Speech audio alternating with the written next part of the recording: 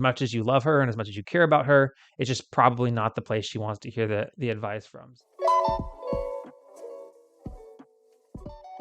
My partner recently graduated, but nobody wants to hire her, and I'm worried it's because of her GPA.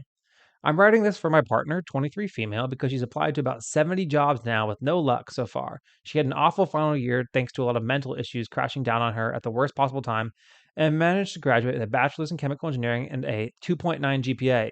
How badly does this matter? I understand this field has a lot of people with a high GPA and a lot of companies are looking for that, so I'm worried that a lot of companies are writing her off because of that. Is there anything she can do or any advice I can relate to her? She's struggling a lot with this, and I can see her getting more and more depressed about this. I'm sorry that if this is not the place to ask this, but I also feel very helpless as her partner. I'm already on the lookout for job listings and sending those to her whenever I see one, so I'm doing everything I can. Good. Some general info. She's looking for a job in process engineering. She's making a cover letter for each job. She has no real experience other than working in a lab for a month as an internship. She has been working in a lab during her study, but it's not really related to chemical engineering that much. She lives in Texas, but is willing to relocate to nearby states. So, what I'm trying to ask is, do you guys know of anything she can do? How badly does her GPA matter when job hunting? And if her GPA really matters, what can she still do to stay relevant in relation to the other potential candidates? Thank you for reading this. I'm just trying to help her any way I can think of. Well, what I'd do is I'd have her send her resume into r/engineering resumes and have her review her resume. I'd also leave her GPA off of her resume. Now, 2.9 is actually, I see that 3.0 is like generally the like, oh, 3.0 GPA and above. Nobody really blinks at it. 2.9, it's really close to that. And there's a story there. Everybody has personal circumstances. It sounds like she had a personal circumstance. So it's not really the worst thing ever. But yeah, I would just leave it off the resume. Um, it does seem like she said she has no real experience other than working in a lab for a month as an internship. Okay, so she does have experience. That needs to be experience line item number one on her resume, and she needs to sell it as best as she can because she worked in a lab. So that's an internship. That's not research. So that's good. That's going to help her translate to a job. And then also, she said she had been working in a lab during her study, but it's not really related to chemical engineering much. I don't care. Put that on her resume too, and put as many bullet points on that resume as she can that are related to that. And this is the feedback that she's going to get on r/engineering resumes. As for your question, is there any advice that you can give her? No. Other than, hey, seek out these communities that are awesome on Reddit to help engineers get jobs. I'd say that you being as involved as you are is good because you want to help. But trying to give her advice, especially if you're not an engineer, it's just not it's not probably where she wants to hear the advice from. And as much as you love her and as much as you care about her, it's just probably not the place she wants to hear the advice from. So, what I'd say is tell her to keep on applying because 70 applications is not that many.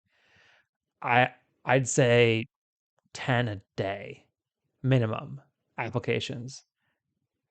And also what she should be doing is reaching out to the lab that she interned at and talking to engineers that work there and engineers that have worked there before that now maybe working for other companies and say, hey, I'm looking for a job, can you help me, do you know anybody that's hiring entry level engineers?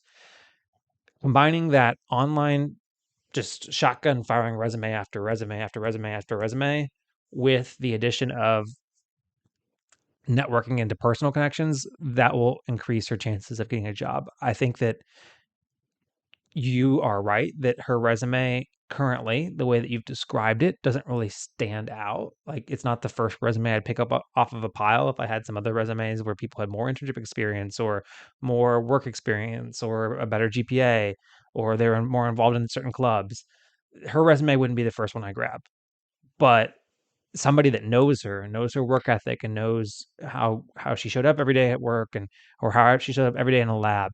People that actually know this about her can then say these things that they like about her to their friends that are hiring entry level engineers, and they can get her job. And what I'd say is, I mean, chemical engineering. If I'm her, I am rapid firing my resume as much as I possibly can in Dallas and Houston, mainly Houston. That's where all the big chemical engineering firms are, all the big engineering consulting firms. She needs to go on the ENR website and look up the top engineering consulting firms, and then find the top 50 and apply to all of them, all of their offices in Dallas and Houston. And and I'm sure she'll be able to find a job in Texas. Um, she lives in Texas, but is willing to relocate to nearby states. Are you willing to relocate to nearby states? Interesting. But yeah, what I'd say is send her this video, and then tell her to check out r/engineering resumes, and also just start applying for jobs in Houston. Leave her GPA off, and really jazz up that resume to make those experiences look sexy. And then also talk to the people that she worked with at those companies and see if they have any connections and network that they can also network her into. I'd also say that depending on what university she went to, maybe she could also talk to the department chair and say, "Hey, I don't have a job yet. Can you help me find a job?" Because engineering engineering schools are graded on how good a job they do of placing their graduates. And your department chair might have connections in the industry with alumni. They might have professors in their faculty that have connections with alumni. Just getting that personal touch and getting one step further along in the process than sending a resume through Indeed or Monster Jobs or LinkedIn will also really increase her chances. So, but that's just general job searching advice. So. Thank you so much for watching this segment of the Engineering Success Podcast. If you liked it, make sure to check out the other videos down below that are recommended to you. And if you really like the podcast, make sure to subscribe right down there in the middle. Really appreciate it. It's free to you and helps us a lot out. And last but not least, the best way to help the show grow is to comment down below. So leave your comment if you have any thoughts about this segment. Thanks. Chasing payments, still playing in the basement while I'm working on arrangements. They heard the kid in 50 countries, thank God that's amazing. But I'd rather thank Spotify, they put me on the station.